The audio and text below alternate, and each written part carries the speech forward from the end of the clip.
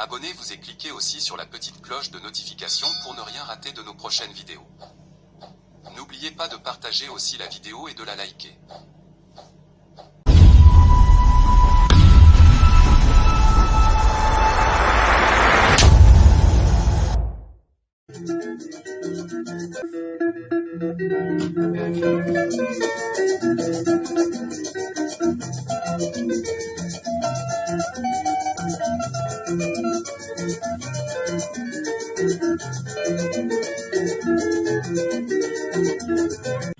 Bonjour, suivez Afro Congo News Sport.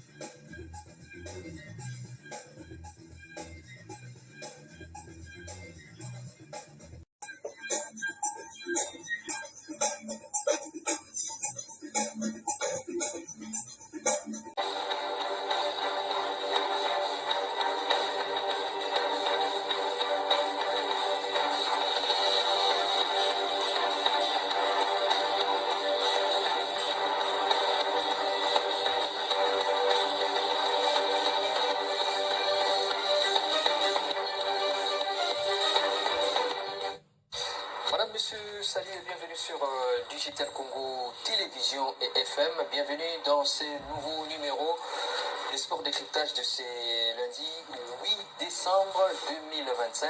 Nous reviendrons sur l'actualité, notamment les grandes lignes, la CAN qui pointe à l'horizon avec la liste de 26 publiée en début de semaine dernière.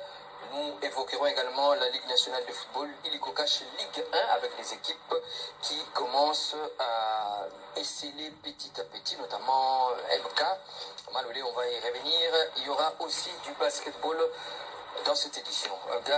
Plutôt, Joseph Bahati, salut. Salut, merci. Bienvenue dans cette édition. Merci. Salut, Gad Moukiakou. Bonjour à Gex Landou et bonjour à tout le monde. Salut à Janvier Loua. Salut à tous. Alain, salut, en forme. Oui, aussi en forme. Salut et bonsoir à tout le monde. Allez, on va démarrer avec la CAN. La CAN qui pointe à l'horizon. C'est dans exactement, on peut le dire, 2 semaines, le 21 décembre prochain. La prochaine Coupe d'Afrique des Nations de football sera lancée au Maroc. Le Maroc qui court toujours derrière un sacre depuis l'unique. Depuis l'édition 76 gagnée par le Maroc. Il y a eu également une autre édition gagnée vers les années 2000. Donc l'équipe continue à courir derrière une nouvelle consécration. Et en tant que pays organisateur, le Maroc avait excellé lors de la dernière Coupe du Monde de football, demi-finaliste. C'est une équipe qui sera très très attendue. Il y aura beaucoup d'équipes qui seront attendues, notamment la RDC, pourquoi pas, après avoir bien évolué lors de la dernière étape de barrage sur le plan africain, avec l'élimination du Cameroun et du Nigeria. La RDC sera également très très attendue, avec une équipe publiée par Sébastien Desabre. Là, je faisais appel à Gad Moukiakou.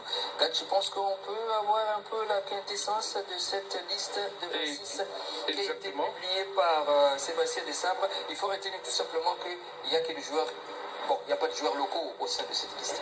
Pas de joueurs locaux et il n'y a pas beaucoup de différence par rapport aux dernières listes publiées par Sébastien Desabre. Déjà au niveau des gardiens, on retrouve Timothy Fayoulou qui est là. Il y a également Lionel Passy, mais également Epolo. Et comme défenseurs ont été convoqués Aronwan Bissaka. Il y a également Gédéon Kaloulou, Arthur Machakou, Joris Kayembe. Il y a Bouchiri. Il y a également Antoine Zébé, Chancel Bemba et Sapwadi.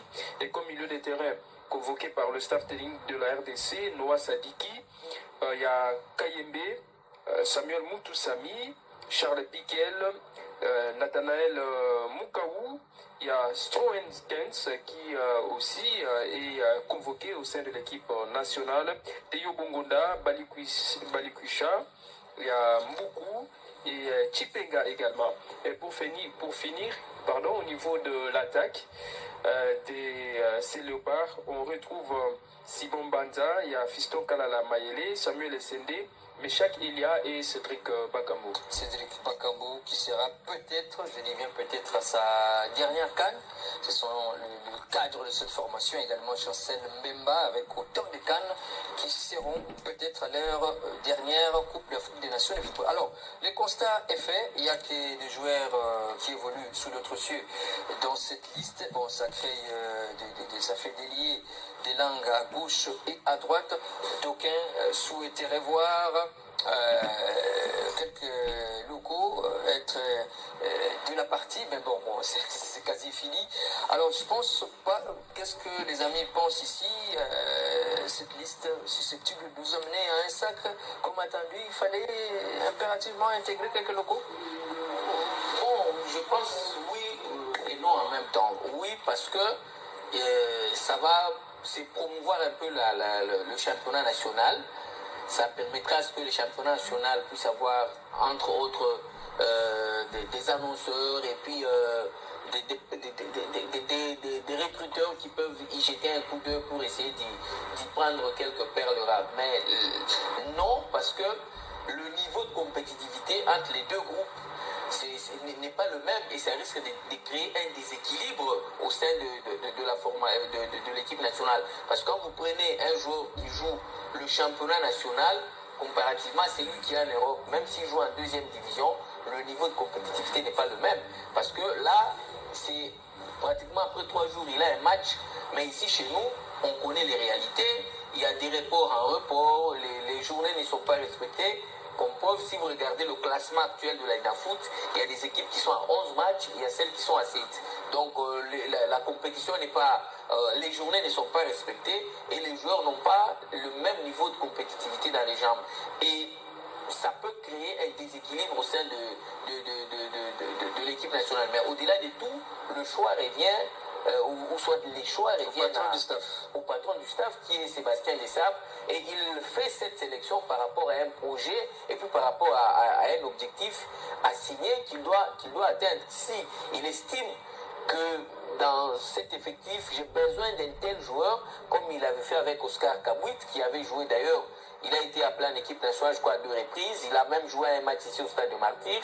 Je pense que par moment, il jette un coup d'œil. Mais si, au regard de ce qui s'est passé lors des 2-3 derniers matchs, il estime que le bloc, ou soit l'effectif qu'il a, il ne sait pas y ajouter un joueur évoluant au niveau national par rapport aussi à la réalité du championnat, je pense qu'il a raison. On doit l'accompagner, mais on ne peut pas en même temps décourager les joueurs évoluant au pays. Ils doivent se battre davantage pour essayer d'atteindre le haut niveau, parce qu'on l'a vu à l'époque avec Trésor Poutou qui évolue au pays, mais il mettait au banc des touches les joueurs qui venaient de l'Europe, notamment Cédric Makiadi. Il a été au banc des touches parce que Trésor Poutou devait jouer. Issama Peko avec le tout dernier ici, le latéral droit qui a d'ailleurs arrêté sa carrière tôt. Si le nom me revient pas au cours de l'émission, je peux le citer. Il a été même à un moment donné consulté en Canal+, le nom m'échappe, il va me revenir. Christopher Walemo, il a été tout le temps au banc des touches parce que Issama Peko était au top. Et si aujourd'hui on pense qu'il n'y a pas moyen de prendre ceux qui sont au pays, on ne dit pas qu'ils ne sont pas bons, mais ils n'ont pas le niveau le niveau par rapport à ceux qui sont qui évoluent en Europe. Je pense que je ne vois pas de problème, parce que les tout et ceux qui évoluent au pays et ceux qui sont en Europe, eux tous défendent le drapeau national. Il faut dire que, pas tout à fait, il faut dire qu'au jour d'aujourd'hui, la convocation à l'équipe nationale répond à une certaine approche, et cette approche se veut scientifique, dans la mesure où il y a des critères bien établis, notamment le temps de jeu, la compétitivité, le volume du jeu. Et les joueurs sont comparés les uns les autres poste pour poste. Et dans tous les sélectionneurs nationaux qui a un contrat d'objectif avec le gouvernement et la fédération congolaise, le CONOR, le cas d'espèce, a une mission assignée des objectifs à atteindre. Et pour y arriver, il a besoin des joueurs qui répondent au profil, qui répondent à ces critères. C'est vrai, on le veut bien. Le souhait de tout le monde, c'est de voir les joueurs évoluant dans notre championnat intégrer la tanière avec les Léopards A. Mais la réalité, c'est que notre championnat, sur 5, 3, 4 dernières années, est resté irrégulier. Les joueurs, vous commencez une saison, ça s'arrête à mi-chemin. Et puis les joueurs n'ont pas le volume de jeu. Des journées chez nous, c'est des journées à intervalle de 3 semaines. Donc c'est des éléments, quand vous vous référez à la direction technique, au staff technique pour parler du sélectionneur national Sébastien Desabre, lui il a à l'esprit, sans faire son avocat, cet objectif à atteindre. Parce que dans les cas contraires, en tout cas, il doit s'attendre au revers de médaille. Et pour qu'on n'y arrive pas, nous sommes sur une dynamique. L'équipe est montée d'un cran, a atteint un certain niveau. Nous ne disons pas que nos joueurs n'ont pas ces niveaux. Mais le problème ici, c'est de garder la dynamique. Et c'est dans cette logique-là que nous voulons, le staff voulait rester dans cette logique-là pour garder les caps, pardon. Donc je pense que si on voudrait bien donner la chance aux joueurs évoluant dans notre championnat, à l'occurrence Illiko Cash, d'intégrer la tanière, il faut remettre de l'ordre dans la boutique. Organiser un championnat national qui va commencer au début du calendrier, au lancement de la saison, il va se terminer à la clôture de la saison. Jouer les manches aller-retour, respecter le format. Si ça se joue sur 2-3 ans à ce moment-là, on dira chapeau. Si les sélectionneurs nationaux ne convoquent pas des joueurs évoluant au pays, là à ce moment-là, on va se mettre autour d'une table. Mais il faut reconnaître qu'il y a aussi de l'espace. Notamment, c'est comme dans cette logique-là que la CAF a conçu ce que nous appelons le CHAN pour donner de vitrine à ces joueurs. Moi, je crois que nous devons y aller étape par étape et pas brûler les étapes au risque de connaître un déséquilibre qui peut impacter très négativement sur la performance actuelle. Moi, je trouve que ces débats est un tout petit peu malvenu. Tout au long de la semaine, j'ai été très tiqué. Je n'ai pas beaucoup apprécié la tournure que ces débats-là a pris, de voir qu'aujourd'hui, l'équipe nationale de la République démocratique du Congo a atteint un niveau qui fait parler de lui. C'est une équipe qui suscite aujourd'hui beaucoup d'intérêt, en fait, qui a prouvé de quoi il était capable. Et ici, je crois que la sélection est faite par rapport aux besoins qu'on retrouve au sein de l'équipe nationale. C'est pour qu'on puisse avoir un 11 de départ ou que l'on puisse avoir une sélection qui soit capable d'aller compétir. Donc ici, je ne crois pas que la sélection est faite parce que l'on doit faire plaisir à telle ou à telle autre partie du pays. Si ça devrait être de cette manière-là, je crois qu'on chercherait aussi à satisfaire toutes les provinces du pays, puisqu'on parle d'une sélection nationale. Mais ici, ce n'est pas le cas. En outre, je ne vois pas une mauvaise volonté de la part du staff technique de la RDC. Personnellement, j'ai vu comment le sélectionneur national Sébastien Desabre était en train de montrer, de dévoiler son intérêt par rapport au football même national. Je l'ai vu assister à des compétitions nationales et même suivre l'équipe nationale A', c'est-à-dire qui est composée des locaux. Au CHAN, il était présent et tout ça, pour moi, j'ai compris que c'était une façon pour lui de voir s'il y a des éléments, il y a des joueurs à qui il peut faire appel pour intégrer l'équipe nationale. Mais si jusqu'ici, il n'a pas encore trouvé de joueurs qui puissent remplacer ceux qu'il utilise déjà depuis un certain moment, je ne vois pas pourquoi il va le faire pour faire plaisir à tel ou à tel autre. Alors, lorsque j'entends certains mots qui me paraissent, que je trouve être durs, comme quoi ça serait une tricherie de ne pas faire appel aux joueurs qui évoluent au niveau du championnat local. Je me mets aussi à la place de ceux joueurs-là qui viennent de championnats européens et autres. Comment ils se disent? Parce que on voit comment ils font preuve, c'est vrai, c'est leur profession, mais de patriotisme également. J'ai beaucoup suivi beaucoup parmi eux, après les derniers matchs de barrage continental, s'exprimer. J'ai entendu s'exprimer Théo Bongona ou Noah Sadiki. On voit leur motivation, on sent en tout cas leur intérêt à l'équipe nationale. il n'y a pas de différence entre ces Congolais-là et ces Congolais qui évoluent ici en championnat local. Donc ici, on risque de faire une fissure là où elle n'existait pas. Donc je trouve que ce n'est pas très bien là, cette façon-là de voir les choses. Joseph, un autre avis? Bon, je pense que c'est une question à la fois complexe et que mes prédécesseurs ont été unidirectionnels, c'est-à-dire qu'ils sont partis dans un seul sens. Après, je pense qu'il y a oui cet aspect, d'abord on va dire émotionnel, c'est-à-dire on est Congolais, on veut que la RDC gagne. Donc on se dit on est sur une bonne lancée, l'équipe est bien, et qu'on ne change pas l'équipe qui gagne, c'est-à-dire on garde la même ossature, peut-être que ça donne un maximum de chances pour refaire l'exploit lors de prochaines échéances, de la CAN notamment, et puis la Coupe du Monde qui n'est plus si loin que ça. Ça c'est d'abord bien. Mais se limiter à ce niveau-là revient à négliger la pertinence de ceux qui défendent la présence des joueurs dits locaux au niveau de l'équipe nationale et est-ce que ça représente.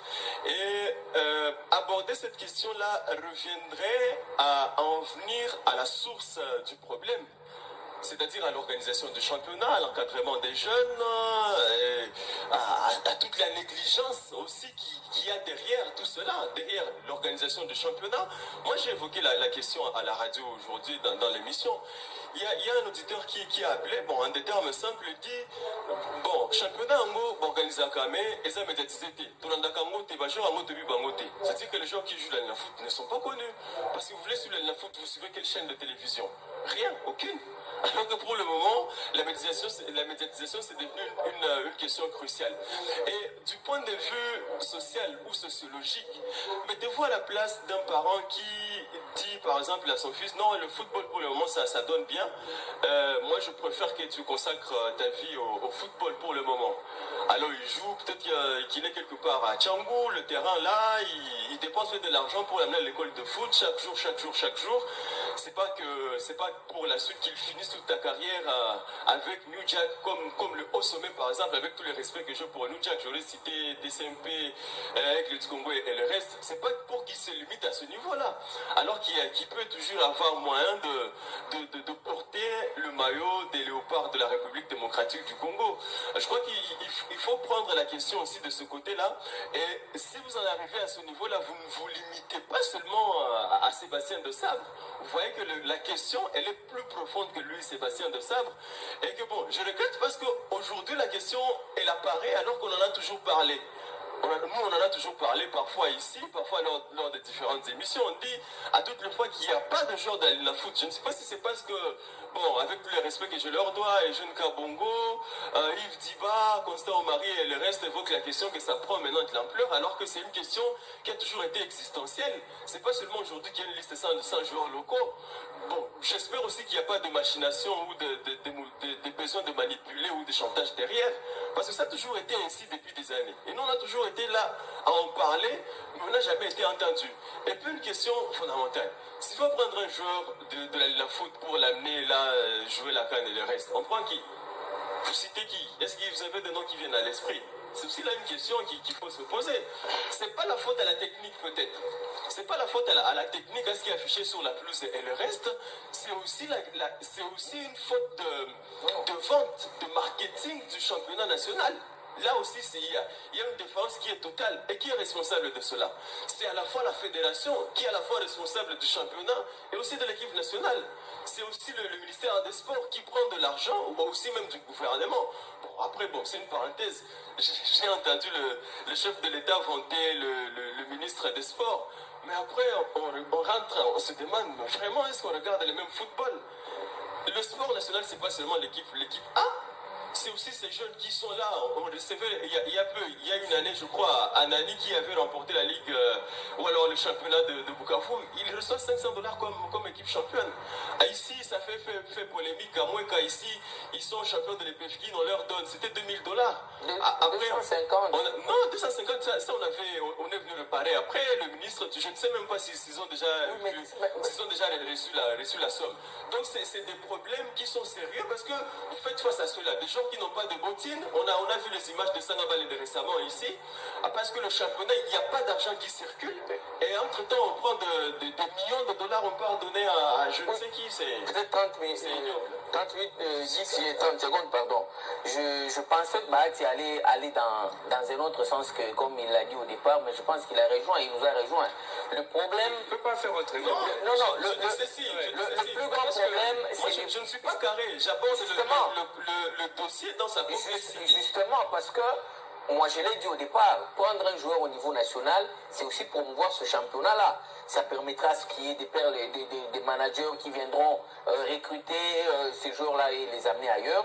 Mais aussi, ça va promouvoir, parce que ça donnera de l'envie à tout le monde de pouvoir se battre pour décrocher cette place-là en équipe nationale. Mais pour y arriver, il faut qu'il y ait quand même la compétitivité dans ce championnat national. Je l'ai dit, le classement, si vous regardez, il n'y a pas, toutes les équipes n'ont pas le même nombre de matchs. Il y a celles qui ont 11 matchs et il y a celles qui ont 6. Et avec ça, je voulais vraiment qu'on tire. J'aimerais quand même être sans vous couper la parole, c'est un vrai faux débat. Parce que quand vous rentrez aux années 2007, 2008, 2009, mais on a eu des trésors pour tout aller. Ils ont intégré la dernière. Rentrer encore, en fait, comment il s'appelait encore à l'époque des Claude Leroy. Mais on a vendu tous ces joueurs pour la simple et bonne raison que le championnat a été régulier. Est-ce que le même il faut quand même qu'on aborde la question au vrai sens, dans le vrai sens. Est-ce que le niveau qu'avait la Lina Foot, où on prenait les Malamouts à biscotte, les Matoumouna sur la... le même langage. Le niveau n'est pas le même. Alors, moi, le niveau n'est pas le même. Moi, je pense que les gens veulent juste faire du bashing. Parler en mal des sélectionneurs, faire des... C'est ce qu'ils veulent faire. Il y a du talent dans ce pays, mais le niveau de compétitivité avec ceux qui sont en équipe... J'ai besoin juste de quelques secondes. C'est quand même de rappeler qu'au sein de ce groupe de 26 qu'on a convoqué, on retrouve quand même des joueurs qui ont connu leur début ici, au niveau local. Vous avez le cas de Chancel Mbemba, vous avez Fiston Kalala Mayele. Donc je crois que si on le prend aujourd'hui, ce n'est pas parce que essentiellement il joue dans tel ou tel autre club, mais c'est par rapport au niveau qu'il s'affiche aujourd'hui. Et en plus de ça, en 10 secondes, j'ai comme l'impression que parfois ici on ne veut pas laisser la main libre à l'entraîneur Sébastien Desabre. Sébastien Desabre, si aujourd'hui l'équipe nationale a atteint ces niveaux ici, on ne doit pas se voiler la face. C'est aussi parce qu'il a travaillé avec une certaine indépendance. On a appris beaucoup de choses dans ces pays, des pourcentages et tout ça. Et j'ai comme l'impression que cette autonomie qu'il a aujourd'hui commence à susciter de mécontentement dans les chefs de certaines personnes. Je pense qu'on doit le laisser travailler comme il le fait, parce que l'équipe est en train d'évoluer. Joseph, un peu de mots, on va terminer. Vu l'ampleur du débat et où ça est en train de nous amener, je pense quand même que pour le sélectionneur sous les 26 léopards, parce que tous ne vont pas jouer. Il y en a qui vont partir là-bas et ils vont rentrer sans minutes de jeu. Je crois que prendre même un ou deux pour certaines raisons. Là, il commence à céder à la pression. Mais non, là, alors, oui. dans toutes ces histoires. Il y a d'autres échéances qui vont compter. Dans toutes ces histoires, moi, je pense qu'on peut dire n'importe quoi. Il fallait prendre tel ou tel ou tel. La plupart des grandes sélections dans le monde, lorsqu'un entraîneur établit sa liste, il est responsable. Il est responsable, il est responsable de la victoire ou de l'échec. Il va on peut mettre des commentaires. Bien évidemment. Mais pour l'instant, c'est le patron. Il a fait sa liste et on doit l'accompagner dans ça. S'il échoue avec des joueurs locaux, on va le critiquer. On peut dire tout ce qu'on veut. On va même réclamer on peut dire tout ce qu'on son peut dire. limogeage. Je ne veux pas d'émission dans ce cas. On peut dire tout ce qu'on peut dire. Maintenant, je pense qu'actuellement, il se concentre petit à petit sur les stages. Il a déjà son équipe. Il a son équipe. Qu'on l'accompagne dans ça et puis c'est tout. Même pendant la CAN, on dira tout. On va faire des émissions. On va dire, il y aura beaucoup de choses à dire. Mais il faut se concentrer sur la stage qui se profile à l'horizon. Je rappelle d'ailleurs qu'il y aura le Sénégal encore à affronter. Il y aura le Bénin. Il y aura le Botswana. Et on verra ce que ça donnera. Et après la CAN, il y a ces matchs de barrage que nous attendons, soit l'équipe jamaïcaine ou la Nouvelle-Calédonie. Et après, il faudra rêver ce tirage qui a été réalisé, soit intégré en cas de qualification, le groupe K. Cristiano Ronaldo attend peut-être déjà la République démocratique du Congo. Alors, Joseph, s'il vous plaît, Joseph. Des joueurs.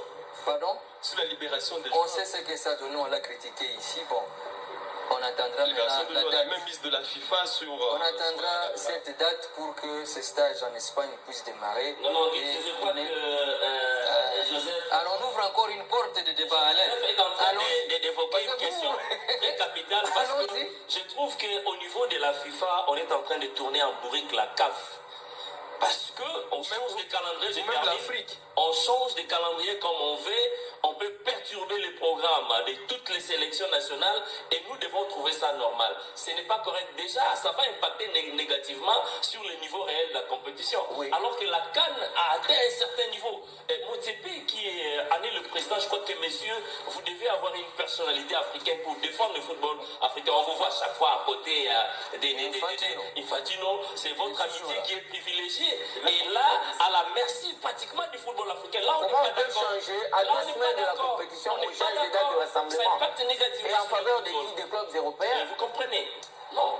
Voilà, je pense que la, derrière. voilà, je pense que la CAF tiendra compte également de mettre aussi la pression pour le futur compétition afin de voir un peu cet équilibre parce que la plupart des sélectionneurs africains avaient déjà établi leur programme et maintenant ça vient perturber les choses. Et la logistique Alors, qu'il y a derrière, les hôtels réservés. alors, Joseph, je vais vous laisser cette place aussi.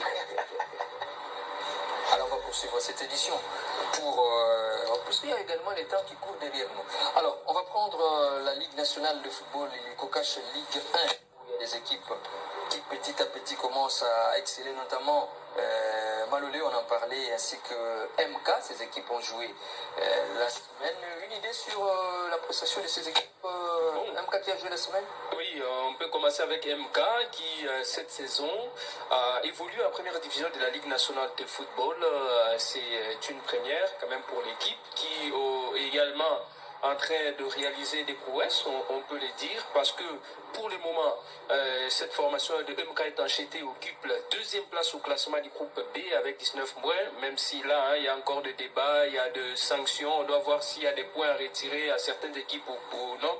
Mais du moins, l'équipe a totalisé 19 points et occupe la deuxième place du groupe B, et c'est devant toutes ces équipes expérimentées, que ce soit les Daring Club Motema Bembe et les autres. Et surtout, l'équipe a commencé à tout feu, tout flamme la saison en battant le champion en titre qui n'est autre que FC Les Aigles du Congo.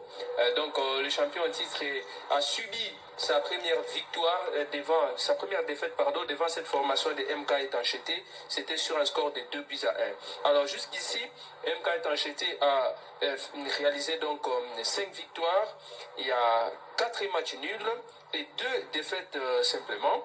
Et puis a remporté 2 matchs, je le disais, contre pas seulement les Aigles du Congo, mais a aussi réalisé un nul précieux contre les Daring Club Motema Bembe, a battu l'équipe de l'OC Renaissance par 2-1 et a battu aussi des équipes comme Dauphin Noir ou encore Bukavu Dawa. Donc c'est pour dire que tout ça, c'est un travail de fond qui a été réalisé par son entraîneur notamment, principal qui se nomme Fiston Mbanza Lombi, également l'entraîneur adjoint Cyril Moubala, et puis le manager de cette équipe c'est Manyanga Pompon, et puis le président c'est Max Mokei. Alors le MK Étanchété, c'est une équipe qui a un parcours qui est passé par plusieurs compétitions telles que EPFKIN, donc c'est le championnat de l'entente provinciale de football de Kinshasa, ou encore la Ligue 2. Je pense que c'est là que l'équipe a eu le temps de se former et d'avoir de l'expérience. Et aussi, son recrutement est basé sur la détection des talents. Tel que cette saison, on a commencé avec des séances de détection des talents. Je me souviens qu'au mois de septembre, notamment, il y avait plusieurs séances de détection qui ont permis à l'équipe de bien évoluer déjà au niveau de la Coupe du Congo. Et là, atteint la finale que cette équipe a perdue devant l'AS Simba, avant finalement de se retrouver donc dans cette première division de la Ligue nationale de football. Il y a aussi une autre équipe qui, bon, jusque-là excelle, c'est la formation du Malolé, qui a son fief à Kananga. Ou qui a son fief à Kananga, mais la différence avec le MK Étanchété, c'est que MK, c'est la première fois de participer à cette Ligue nationale de football. L'AS Malolé l'a goûté la saison dernière, mais l'équipe n'était pas tout ce qu'on est en train de voir actuellement. Et le président Théo Moulumbaï, qui a essayé de voir un peu ce qui s'est passé la saison dernière, il a apporté une autre organisation cette saison et l'équipe se comporte très très bien. À un moment donné, il a occupé même la première place du groupe A avant d'être détrôné par le FC Saint-Éloi-le-Popo, et actuellement l'équipe est troisième dans ce groupe A et qui se comporte très très bien avec des victoires en victoire. Et je me rappelle même cette équipe, je crois, a tenu un échec le tout puissant Mazembe, je crois, lors de la première journée, saison, la première saison. Et aujourd'hui, il y a quand même cette organisation et ce travail-là à fond qui se fait en silence, mais on voit quand même les résultats. Je pense que les présidents des deux équipes, MK tout comme Malolé, sont des présidents à encourager parce qu'on se retrouve dans une marmite où vous avez le DCMP, le Popo, V-Club et d'autres équipes qui ont fait la pluie et le beau temps, notamment Sangaba Lende, les Chinkunku et autres. Vous parvenez quand même à sortir du lot. Je pense que ce sont des choses à encourager. Voilà, pour les équipes telles, vous l'avez dit, MK, Malolé, qui a commencé la saison avec une réhabilitation du terrain. Les moyens ont été mis pour que l'équipe réalise une bonne saison. Bon, pour l'instant, ça tient. Il faudra encourager ces équipes qui, pour l'instant, réussissent leur début en cette édition de l'Hélico Cash Ligue 1, saison 2025-2026. 2026. Joseph Bati, un mot à dire?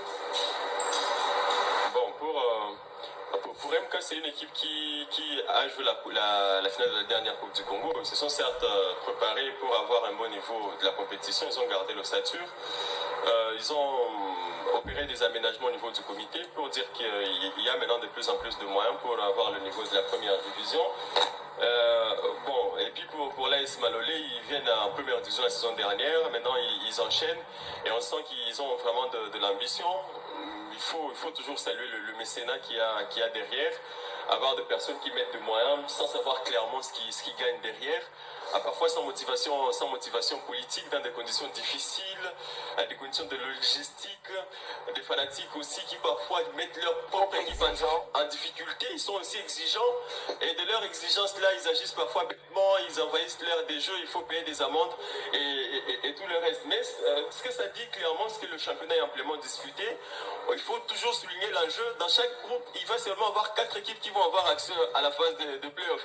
Rendez-vous donc compte que pour le groupe B, par exemple, d'entre Maniema, V-Club, DCMP, les Aigles du Congo, MK et le reste, il y en a qui ne vont pas jouer la phase de play-off. Si vous comprenez ce que ça veut dire, donc ça va être vraiment amplement disputé. On s'est bousculé au portillon pour le place au play-off. Oui, je voudrais quand même souligner un aspect aussi qui me semble utile, c'est que ce sont des joueurs qui valorisent, ici on parlait tout à l'heure ici de talents locaux, qui valorisent les talents locaux parce que qui atteignent ces niveaux avec des recrutements qui sont faits au niveau local. Et vous avez par exemple le cas de MK Étancheté dont je venais de parler tout à l'heure, où vous avez un joueur comme Aloïs Sikatenga qui est en train de briller. C'est le meneur de cette équipe. Il est milieu de terrain et 3 fois joueur homme du match cette saison. Donc ce sont des équipes sur lesquelles il y a aussi Bidoya, l'ailier gauche de cette équipe de MK. Il fait un très bon début de saison. Exactement. Il y a beaucoup de noms comme ça que l'on peut citer. Ce sont des talents qui émergent, des talents locaux. Mais aussi pour Malolé, je commence à me rendre compte qu'il y a une rivalité sur le plan local à Kananga, c'est ça, qui fait aussi un tout petit peu le niveau aussi des équipes. Vous avez Chinkunku, vous avez Saint-Luc cette saison. Et d'ailleurs, cette année, Sangaba, je pense, évolue à Kananga. Voilà. Il y a aussi Chikas également.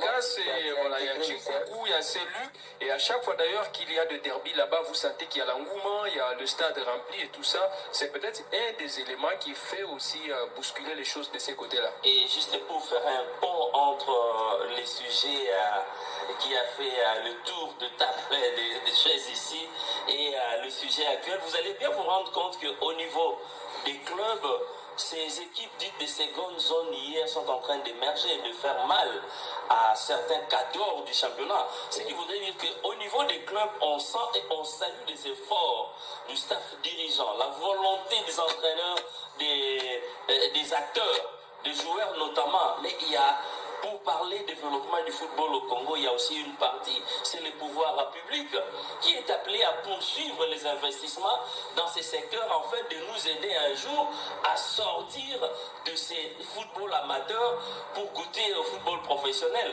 Et ce ne sont pas les potentiels, ce ne sont pas les ressources qui nous manquent, c'est juste une question de défis et de volonté. On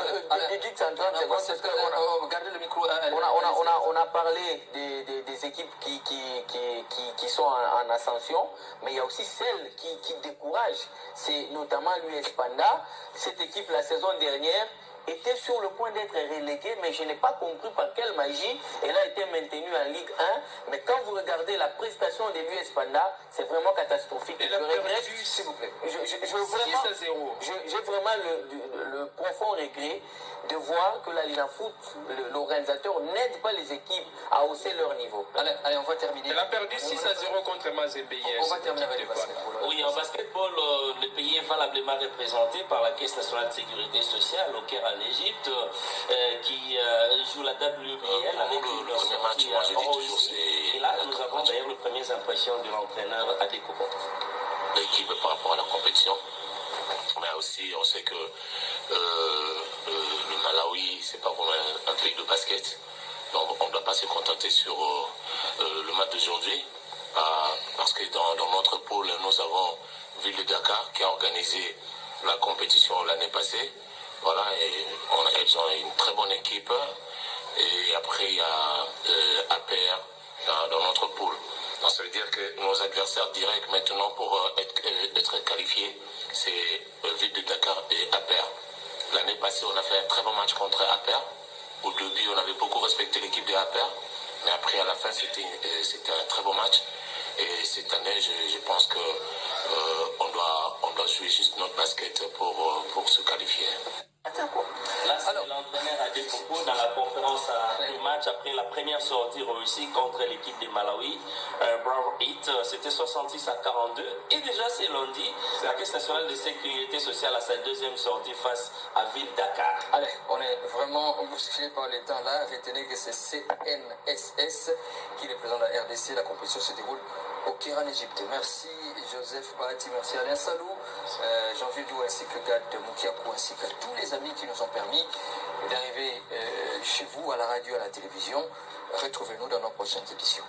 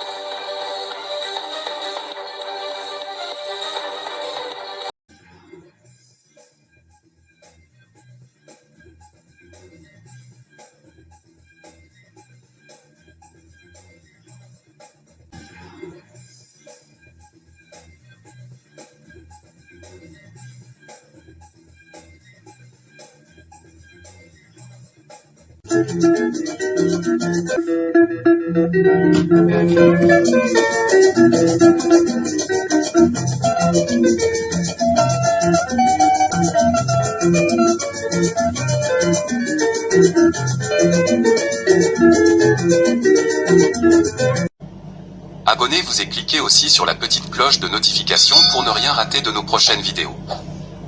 N'oubliez pas de partager aussi la vidéo et de la liker.